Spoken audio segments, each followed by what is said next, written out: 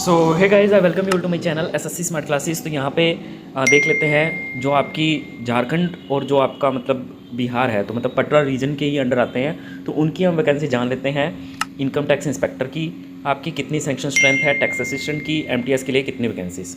सबसे पहला क्वेश्चन पूछा गया कि 2024 के लिए आप वैकेंसी बताइए एमटीएस की इनकम टैक्स डिपार्टमेंट में। तो उन्होंने कहा कि वैकेंसी अभी तक एसएससी ने रिपोर्ट नहीं की है। एक आपका आरटीआई लगाया गया है AS1 CSS 2024 के रिगार्डिंग, आने वाला है रिप्लाई 1 महीने के आसपास होने वाला है, तो मैं आपको भी दिखा दूंगा।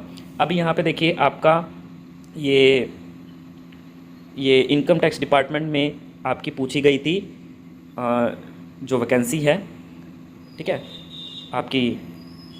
तो यहाँ पे देख लेते हैं, मतलब ये पूछा गया था provide me the sanction strength of and vacant position of income tax inspector, senior tax assistant, office superintendent, tax assistant, MTS, और एक डिटेल वैकेंट आपकी वैकेंसीज पूछी गई थी।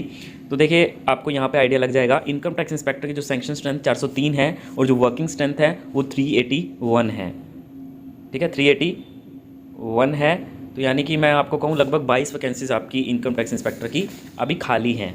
अब ये 22 वैकेंसीज़ जो है वो आगे, उसमें ज़रूरी नहीं है कि पूरी की पूरी 22 वैकेंसीज़ आएंगी, उसमें हो सकता है कुछ रिज़र्व भी चली जाए। तो ऐसा मत समझना कि सारी की सारी आपको मिलेंगी, रिज़र्व भी जा सकती हैं वो। सीनियर टैक्स असिस्टेंट की सैंक्शन स्ट्रेंथ 362 है और जो वर्किंग स्ट्रेंथ है वो 197 है। सीनियर टैक्स असिस्टेंट मतलब अच्छे खासे प्रमोट होंगे यहाँ पे, बट ये डायरेक्ट रिक्रूटमेंट तो नहीं है।